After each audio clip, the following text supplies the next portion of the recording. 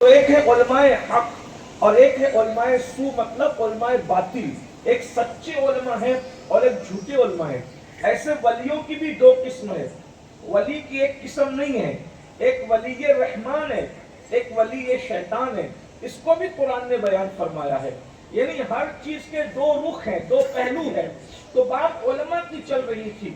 تو جو علماء حق ہوتے ہیں وہ ہر بات کو سچی سچی کھول کر بیان کرتے ہیں، اور جو علماء سو ہوتے ہیں، علماء باطل ہوتے ہیں، جو ہر دور میں حکومتوں کے زیر اثر پیدا ہوئے، بادشاہوں کے زیر اثر پیدا ہوئے، اور پھر بہت دن تک کہ ان کی فکر چلی نہیں بلکہ ان کے افکار مٹ گئے، ان کے نظریات مٹ گئے. اس کی وجہ یہ ہے اس لیے کہ جو اللہ کے احکامات لے کر چلتا ہے، خدا کی ذات ختم نہیں ہو سکتی تو اس کی بات بھی ختم نہیں ہو سکتی، لیکن جو بادشاہوں کے نظریات، حکومتوں کے نظریات لے کر کے چلتے ہیں، تو چونکہ حکومتیں ختم ہونے والی ہوتی ہے. دیکھ لیجئے اکبر کی حکومت ختم ہو گئی، شاہجہاں کی حکومت ختم ہو گئی، اورنگزیب کی حکومت ختم ہو گئی. اللہ اکبر. تو زمین پر کسی کی حکومت باقی نہیں رہ سکتی.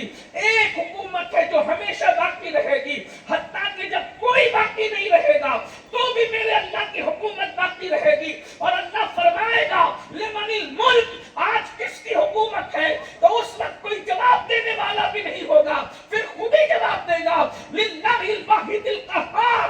آج اللہ قہار و جبار کی حکومت ہے. تو یاد رکھنا ہر زمانے میں حکومتوں نے اپنے اپنے علماء کھڑے کیے جو حکومتوں کی بولی بولتے تھے. تو ہمارے ساتھ بھی ایسا ہی ہوا. 1857 کے بعد اصل میں انگریز حکومت کو ہندوستان میں بڑی حکومت کے پنجے پھیلانے تھے، تو ان لوگوں نے کچھ لوگوں کو کھڑا کیا. کس کو کھڑا کیا وہ نہیں کہہ رہا ہوں، لیکن انہوں نے فائدہ کیا اٹھایا کہ ہماری زبان عربی نہیں ہے، تو عربی زبان نہ ہونے کی وجہ سے انہوں نے قرآن صحیح پڑھا، حدیث صحیح پڑھی، مگر اس کا مفہوم اور نتیجہ ہم کو غلط سمجھایا. تو اس میں یہ ہو گیا کہ یہ امت ٹکڑے ٹکڑے ہو گئی، امت منتشر ہو گئی. اب میری بات اگر آپ کی سمجھ جائے تو ایسے ہی یہ بات اولیاء اللہ کے حوالے سے پھیلائی گئی. کیا کہ ولی کو ماننا شرک ہے، ولی سے محبت کرنا یہ درست نہیں ہے، ولی کا مزار مٹی کا ڈھیر ہے، یہ سب چیزیں پھیلائی گئی. لیکن اب میں آپ سے پوچھتا ہوں، کیا واقعی قرآن میں یہ چیز موجود ہے کہ ولی کو ماننا شرک ہے؟ کیا قرآن میں واقعی یہ موجود ہے کہ ولی کا مزار مٹی کا ڈھیر ہے؟ کیا واقعی یہ بات قرآن میں موجود ہے کہ ولی کو نہیں ماننا چاہیے؟ ایک بات یاد رکھیے، اگر ایسی بات قرآن میں ہوتی تو اللہ کی عزت کی قسم سب سے پہلے ولیوں کی قبروں کو ہم توڑنے والے ہوتے، ہم جو ہے ان کو ختم کرنے والے، اس لیے کہ قرآن کو ماننے والے لوگ ہیں. لیکن آپ کو میں قرآن اب بتاؤں آپ کے سامنے. اب قرآن سننا ذرا غور سے. قرآن کہتا ہے یا ایھا الذین آمنوا اتقوا اللہ وابتغوا الیہ الوسیلہ، کہ اے ایمان والو اللہ تک پہنچنے کے لیے وسیلہ تلاش کرو. اب ذرا توجہ کرنا، گجرات کے لوگ بہت اچھا سنتے ہیں اور گجرات کے لوگ بہت اچھا سننے کا ذوق رکھتے ہیں.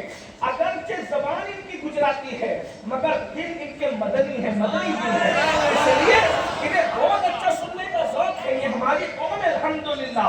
اب جناب توجہ فرمائے، یقیناً آپ جو محبت کرتے ہیں، پورا ہندوستان محبت کی زمین ہے.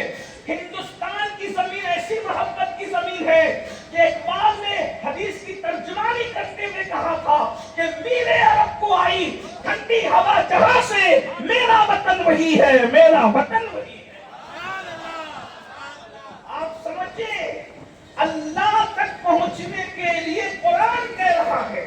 اگر قرآن تمہارے گھر میں موجود ہے، آپ کو میری بات نہیں سمجھ میں آتی، میں پوری رات یہاں رکنے کے لیے تیار ہوں. ہم لڑائی جھگڑے والے لوگ نہیں ہیں، لیکن آپ کا عقیدہ بچانا یہ ہم پہ فرض ہے، کیونکہ ہم کچھ عربی جانتے ہیں. ہم نے یعنی میں کوئی دعویٰ نہیں کر رہا ہوں، آپ کے علم کے لیے کہ ہم نے بزرگوں کی صحبت میں رہ کر پڑھا ہے، اس لیے آپ کو جو پڑھا ہے وہ بتانا ضروری ہے، کیونکہ آپ کو نہیں آتا.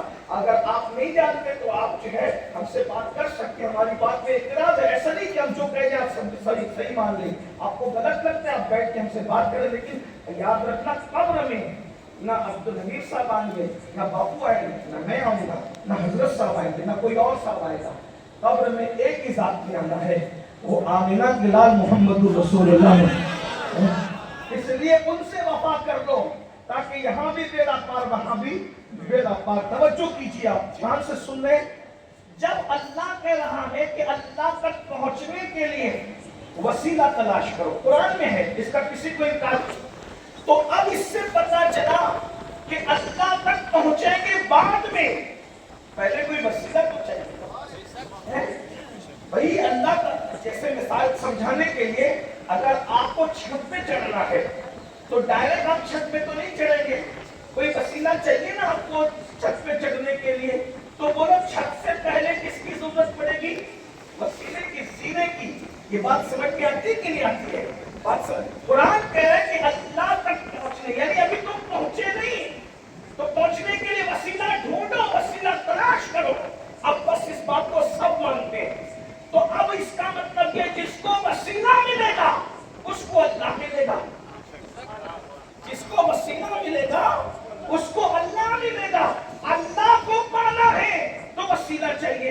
اسی لیے دیکھو پوری دنیا میں 73 فرقے ہو گئے مگر کسی کو اللہ نہیں ملا۔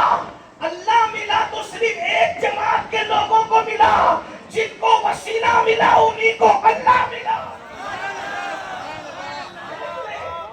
جن کو وسیلہ ملا انہیں۔ اسی لیے جس عبد القادر جیلانی کو اللہ ملا ہے اس کو پہلے ابو سعید مخرمی جیسا وسیلہ ملا ہے، اس کے بعد اللہ ملا۔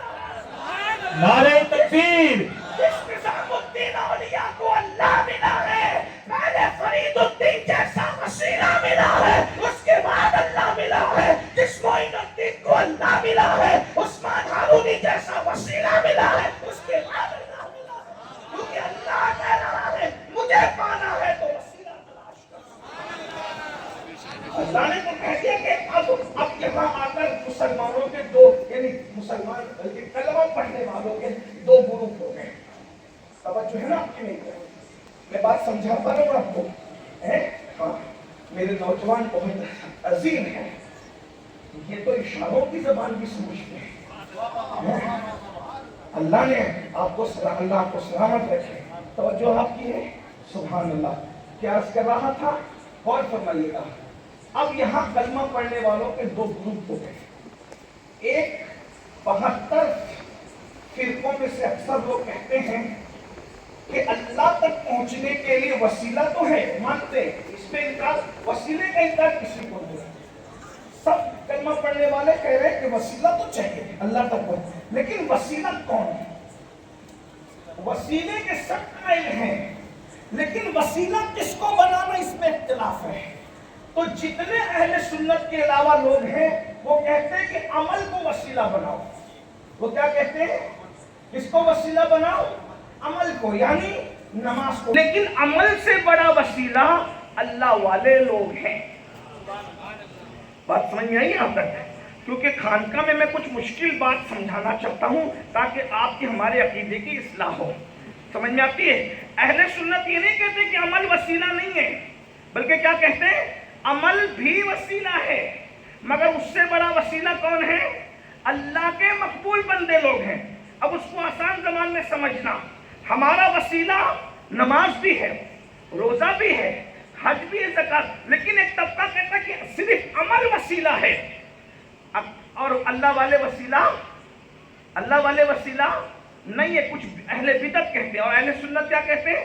اللہ والے بھی وسیلہ اور نیک اعمال بھی وسیلہ۔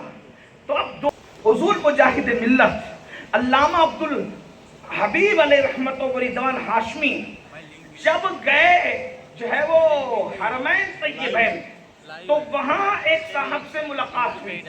ان صاحب سے کہا کہ بھئی آپ لوگ ہمیں مشرک کہتے ہیں، تو کیوں کہتے ہیں؟ تو ان صاحب نے کہا کہ آپ مشرک اس لیے ہو کہ آپ رسول اللہ کو وسیلہ مانتے ہو، آپ اللہ والوں کو وسیلہ مانتے ہو۔ تو کہا تم وسیلہ نہیں مانتے؟ کہا ہم عمل کو وسیلہ مانتے ہیں، ہم نبی اور ولی کو وسیلہ نہیں مانتے۔ یہ بات انہوں نے کہی۔ تو مولانا حبیب الرحمان جو حضور مجاہد ملت تھے، انہوں نے کہا مولانا ایک بات بتاؤ، اب دھیان دینا ذرا، کس کی بات مضبوط ہے؟ مولانا ایک بات بتاؤ، ہماری تمہاری بات ہو رہی ہے اثر کے بعد، اثر تم نے بھی پڑھ لی، اثر ہم نے بھی پڑھ لی، اور آپ نے بھی عشاء پڑھی ہوگی، ہم نے بھی پڑھ لی، لیکن انہوں نے کہا مولانا یہ بات بتاؤ، اثر تم نے بھی پڑھی، اثر ہم نے بھی پڑھی، تو کیا تمہاری اثر قبول ہوئی یا میری اثر قبول ہوئی؟ دونوں میں کس کی اثر قبول ہوئی؟ تو وہ مولانا تو تھے بڑے مولانا، گارنٹی نہیں ہے وقت کا مفتی اعظم ہو، وقت کا محدث اعظم ہو، وقت کا ولی ہو، وقت کا کتب ہو، وقت کا ابدال ہو، امید کی جا سکتی ہے کہ قبول ہوئی، لیکن اگر وہ رد کرنے پر آئے تو وہ ولی کی بھی رد کر سکتا ہے، وہ کتب کی بھی رد کر سکتا ہے، وہ ابدال کی بھی رد کر سکتا ہے۔ ارے جب آدم کی دعا کو 200 سال تک روک سکتا ہے تو تیری میری نماز کی حیثیت کیا ہے؟ حضرت آدم کی دعا کو غور کرے 200 سال تک روک سکتا ہے، وہ اللہ اللہ ہے، وہ بے نیاز ہے، وہ بے نیاز ہے، لا رد لہو ولا مت لہو ولا مثل لہو ولا مثال لہو ولا جواب، اسے کسی کی ضرورت نہیں ہے، سب اس کے ضرورت مند ہے، سب اس کے حاجت مند ہے، سب اس کے باقی ہو جائیں، اس کی حکومت میں کوئی فرق نہیں پڑتا، سب اس کے وفادار ہو جائیں، اس کی عظمت کو کوئی بڑھا نہیں سکتا۔ اللہ اللہ ہے، انہو وہ